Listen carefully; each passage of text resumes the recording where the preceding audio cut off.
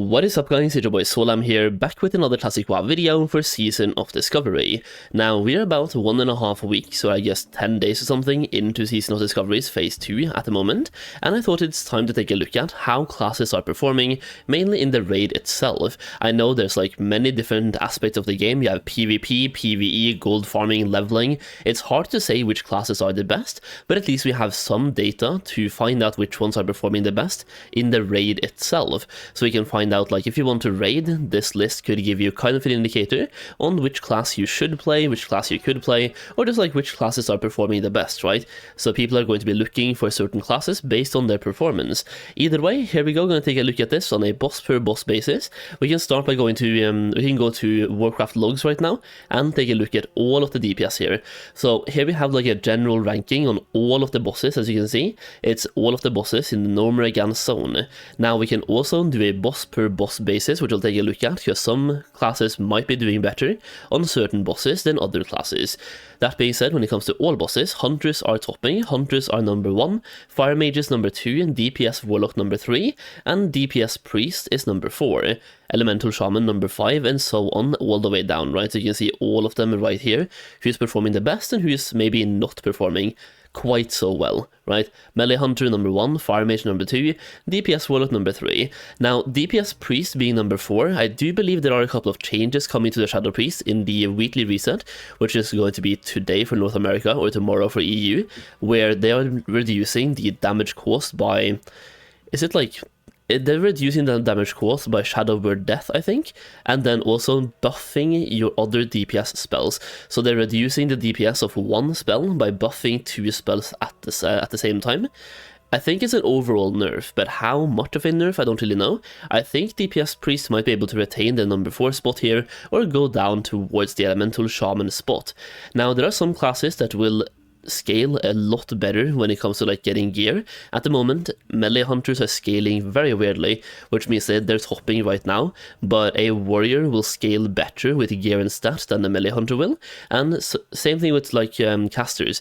We don't scale that well, so when it comes to getting more gear, a warrior getting his busy gear will have a significant increase in his DPS versus a caster getting like the same amount of loot, right? Because we don't scale that well with the gear we're getting. We don't really like weapon damage, we don't scale by at all, and the spell power increase compared to BFD gear isn't really that big. Like, it's 3 to 4 spell power in many cases, and that doesn't even add the 3 to 4 spell damage on your hits, because it's really dependent on the spell coefficients, right? The coefficients of the spell power on the spell you're casting. Either way, these are the rankings on the overall bosses, like all bosses.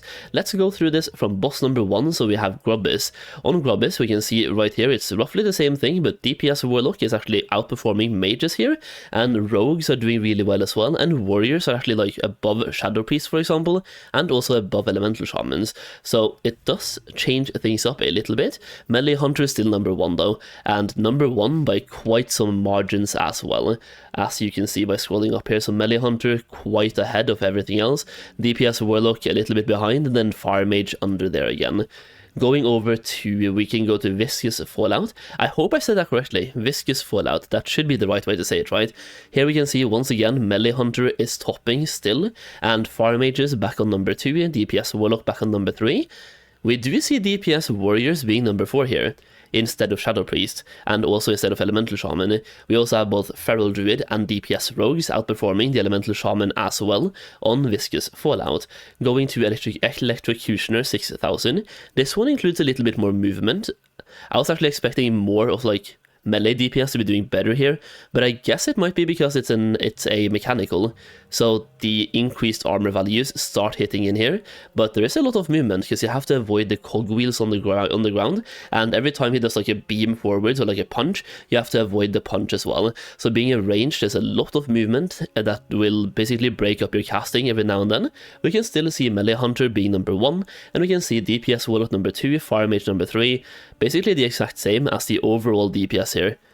Yeah, this is pretty much the exact same. Actually, DPS Warlock outperforming Fire Mage, that's the only difference compared to like the overall. Then we have Electrocutioner, then we have Crowd Pummeler as well. Wait, that's the one with the movement. I'm being weird here. On this one, we have DPS Warlock, Fire Mage, so Melee Hunter not even topping here. DPS Warlock topping, Fire Mage is number 2. Okay, we have some changes. Melee Hunter not topping every single boss, I like to see that. DPS Warlock, kind of sad that I swapped from Warlock now as my main, but I swapped to a Fire Mage, so overall we're good. Fire Mage number 2, Shadow Priest number 3. I mean, I guess they say DPS Priest, but let's be real, it's Shadow Priest. Then we have Elemental Shaman and Melee Hunter. Arcane Mage, Balanced Druid, and then we have all the melee. Well, except for Melee Hunter, of course.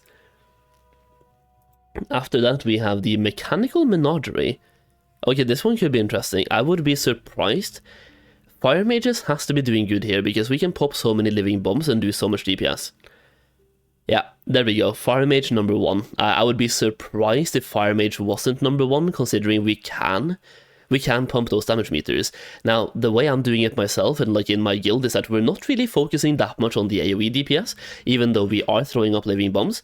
We're focusing DPS on the sheep, right? So you want to just absolutely pump Fire Blast or Fireballs and Scorch and stuff, just single target DPS, but having access to those living bombs does give you a significant DPS increase. So Fire Mage is number 1, Shadow Priest number 2, Melee Hunter still number 3, and then we have DPS Warlock, really favoring either multi-dotting here or AoE DPS, because you have 4 bosses you're killing at the same time. So multi-dotting, AoE, melee cleaving, like AoE there as well, or just weaving in some AoE abilities when you can. It's really good, but as a melee, there's a lot of things you have to watch out for. You have the flames, you have the chicken, you have the eggs, there's a lot of movement there as well, and just things to be alert about, basically. That is the second to last boss. Then we have the last boss. That one could be interesting, because we have like the downtime. It's also a very long boss fight, so it's very punishing for casters. We go all the time, but we could be doing good here. Melee Hunter number 1, not really surprising at all on that one.